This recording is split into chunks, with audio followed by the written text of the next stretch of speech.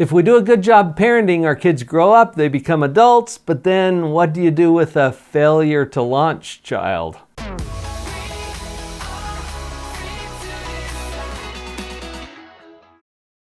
We've reiterated many times on this channel, and especially in the Positive Parenting playlist, that your job as a parent is, Vicki, to love them no matter what and even if. Yes. We can expand that into, if we do a good job as parents, hopefully we work ourselves out of the parenting role at some point. Right. Now, you're always the parent for your child. Mm-hmm. I don't care if your child's 50 or 60 or 70 years old. You're still their parent. Mm-hmm. You may not still be around then, but what we stop doing, though, is providing all of the same resources, taking care of all the same problems. Hopefully our kids get to a level of moral maturity that they can do what we call now adulting. Have you heard that term? Yes. You've probably heard it as well. In fact, the shirts, I just can't adult today. I just can't adult today. We did a video here on the channel about how to get better at adulting. You might want to take a look at that. We did a fun little top 10 list for people who are in this phase of life. So young adults who are now trying to launch into their own life. Vicki, let's take a minute and talk about what failure to launch isn't. Okay, yeah, let's definitely talk about it. So sometimes there are often situations where there's a housing crisis. Housing has become very, very expensive to afford, especially if you are pursuing higher education or to better your situation, or maybe you found yourself in a situation you didn't expect, like you're with you have children and suddenly you've lost one of the incomes in your family due to divorce, death, job loss, whatever. You know, back in the olden days, as our kids called it, there used to be multiple generation households. Right. And we're seeing that that's even more and more common today with the economy the way it is, or with the housing shortages in some areas where families stay combined, or where parents continue to provide housing and other resources for their adult children, or we have multiple generations living in the same home. That's not what we're talking about. Not necessarily.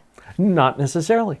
We're also not talking about parents who choose for very specific reasons to provide certain kinds of support to their children while they're doing some of the things that you mentioned. Right. While they're establishing a career, while they're working through a schooling program, or some other goal that they have for themselves in their own life. That's not what we're talking about either. So what are we talking about? So we're talking about the adulting aspect of this, where when children reach adulthood, it's time for them to take responsibility for certain aspects of their life. Now we went back, our number one job, of course, as the parent is to love our child, no matter what and even if. But there are some things that we provide. It is also our stewardship to provide for our children when they're young. The top 5 freebies top 5. Okay. in this order are love. Okay. You mentioned that and one. We haven't taken that one Our away. job is to love them no matter what, and even if.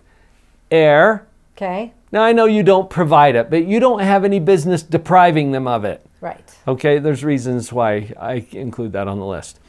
Water, freebie. Food, which doesn't necessarily mean preferred food. And shelter, which doesn't necessarily mean a private bedroom. Right. Now, those are the things that we provide for our kids when they're young. When our kids reach adulthood, they are now responsible and so maybe to take this care of failure those. to launch is when they're capable but not wanting or not willing to take over the responsibility for some of those basic freebies. And this gets tricky because they may or may not agree that they're capable of it. Right. Yeah, it can be tricky. We have some nieces and nephews who have special needs. They are not going to reach a point in their own development where they can provide for their own needs. Exactly. That's not what we're talking about. We're talking about a typically developing person who has the ability to do it, but for whatever reason is not. Mm-hmm. Okay? Now, so going back to the housing, they may have hit that point where they can and should be providing for their own housing. Yes. I have met parents who then say, this is now your responsibility. You are welcome to rent the room from us. And At perhaps a lower cost. Yeah. Maybe to help them transition or to start the launch. Or maybe not too low, so that they realize, look, if I have to pay rent one way or another, I'm going to go in a situation that is going to further my social development. Absolutely, which is within their rights and abilities to do.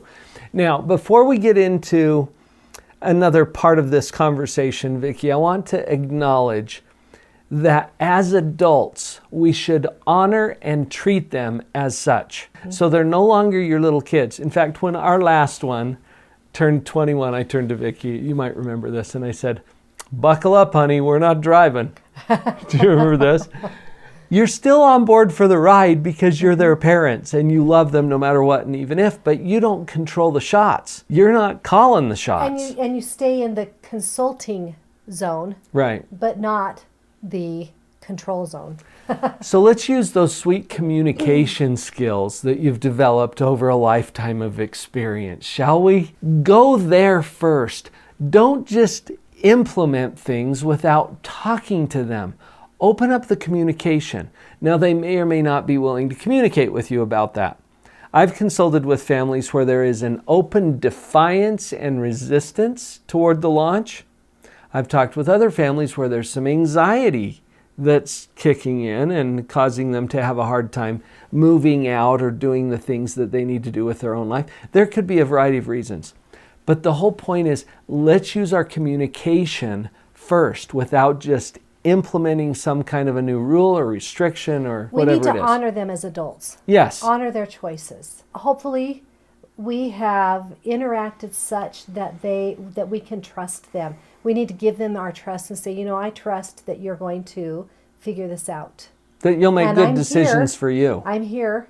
I'd love to, ask any questions you've got, and good luck. But now I'm going to honor your choices. In a positive, pleasant way at that point. And now we've opened up the communication. It's okay and appropriate to set new boundaries and limits, new expectations really for the relationship. And this is an empowering thing that your child can experience as a young adult, to hear, now that you're an adult, we trust you to take better care of yourself. We're happy to make a room available to you at this cost. If that works better for you than moving out. Now, see, you're starting to transition into it, and you do it in a positive, pleasant way that includes a lot of communication.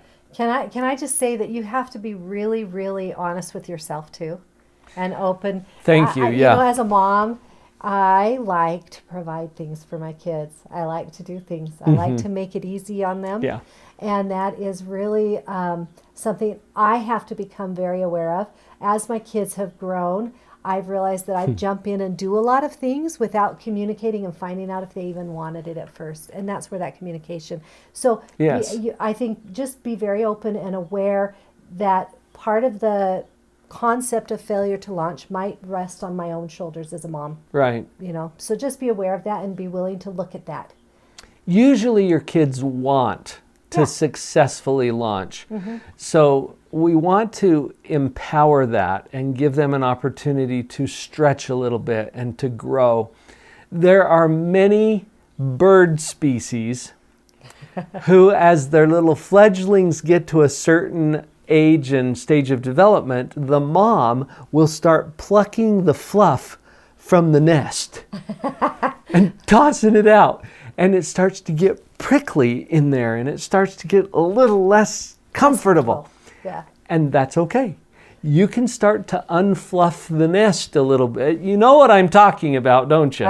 You have your own ideas already, what you could do to unfluff the nest. Oh, I was working with a mom who was still, her son was, I think, 28, 29 years old, still living at home, kind of a failure to launch sort of a situation. She was still making 3 meals a day and doing his laundry. Now that's a pretty fluffy nest. Yeah. Why would he want to leave that nest?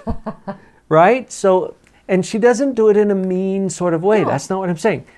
But for her to acknowledge and honor him as an adult, I can see her approaching him and saying, sweetie, I have done you a disservice. I have been trying to mother you when really you're an adult. You're a competent, accomplished young man. I will no longer interfere with your laundry. I can just see that playing out, okay? And he's going to be like, what? hold on, what just happened? Right? But she's being pleasant and positive, picking the fluff out of the nest. Right? Right. It just became a little less comfortable for him, and that's fine. Yep. That is totally fine. Parenting continues to be an adventure even when your kids become adults. That's for sure. We've got a lot of resources available for you at the Parenting Power Up. If you haven't checked it out yet, we invite you with open arms to join our positive conscious parenting community, parentingpowerup.com. Come join us.